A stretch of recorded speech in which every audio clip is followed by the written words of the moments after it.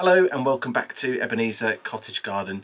We're in July now and I'm harvesting crops out of the garden, and it's that time of year where you can start to think, I'm going to see a gap here soon and think, well, what am I going to put in there? So it's a great time of year to be sowing July, and something that I would get started with right away is chicory. You've got some lovely, really colourful varieties that you can grow. These are seeds I've picked up from Italy, all sorts of strange and interesting wacky shapes. And the lovely thing about this kind of crop is that quite often you can cook with them, or you can eat them raw in salads as well. And they're really tolerant of cold temperatures. So as your outdoor lettuce stop producing, these are just going to carry on and give you those fresh leaves throughout the cooler months.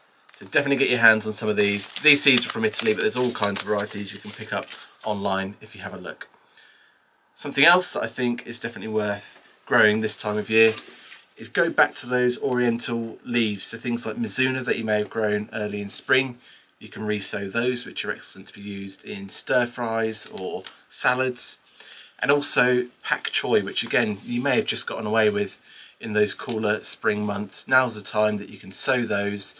And I'd still be conscious of where you plant them. If you've got a little bit of shade, and tuck them in there. I'm thinking where I've taken out my new potatoes and I've still got my main crops, I'm going to put in the pak choi just along there so they've got a bit of protection and shade from the main crop potatoes, because as you know, or perhaps you don't, direct sunlight and heat will send those kinds of crops straight into flower and they'll bolt. Something which is an excellent crop that you can just direct sow into little gaps here and there, or start off in modules if you wish, are dwarf beans.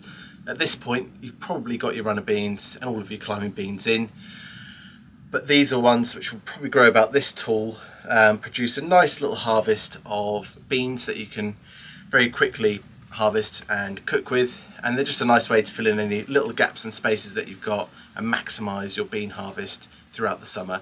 And you can keep sowing those even all the way up till August, I'd say, so that you can be harvesting them throughout the autumn too. We're hitting prime season for brassicas now, so it's a great time to start thinking about your autumn and winter harvest of brassicas too.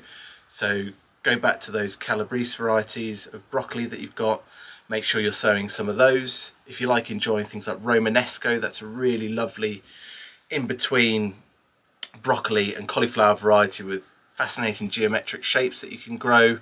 And also all-rounder cauliflower, I think personally, is a bit of a winner, because if you don't have a lot of success with cauliflowers, which let's face it, they are a tricky vegetable to grow, this one is one that people seem to see quite reliable results with.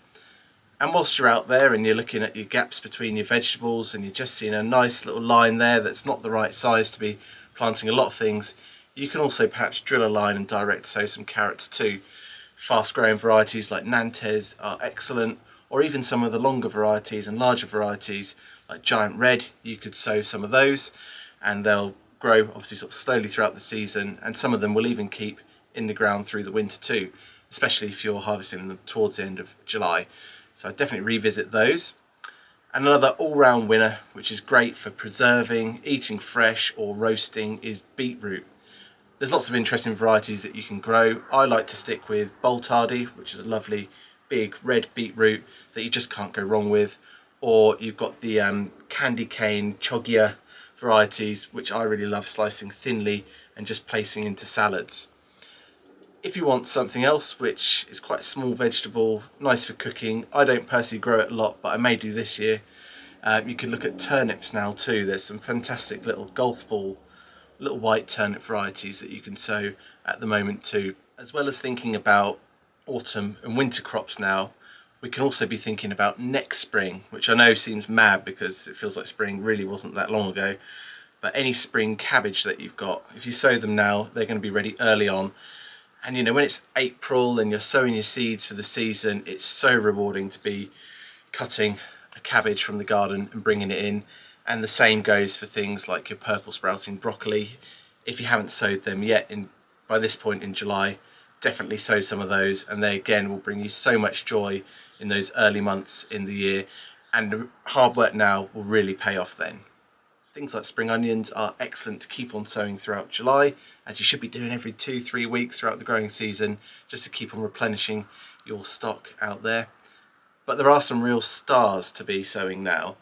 And I think personally something like fennel, so your Florence fennel, which you can cut and use in salads if you like, that's how I like to eat them, are brilliant to sow at the moment now that we're past that summer equinox. If you want a nice colourful vegetable to grow in your garden, you've got kohlrabi, and go for a purple variety because they're really quite fun to grow.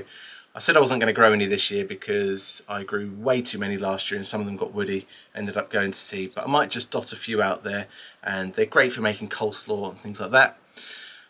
Then you've got to start thinking now about any broccoli rabe varieties or Cime Di Rapa varieties. You've got different ones you can do. You've got the 120 day, which is the one I like, that's how long it takes to mature, so you get the larger florets on those, and you've got some of the faster growing ones, the 40 day and 60 day varieties. What I'd say, which I see so many people on YouTube just eating the florets, leaving them too long so that they're flowering, pick them when they're nice compact buds and don't waste the leaves. You can cook those too, and they're so lovely to eat. So I'm probably going to do a video another time showing you how I like to cook those. So just a few ideas of what I'm going to keep on sowing, and like I say, it's that motivation now to keep going and try your best not to have any gaps. Easier said than done sometimes, you know, I'm guilty of it myself. If you've enjoyed what you watched today, please like and subscribe, and there'll be some more videos coming up over the weekend.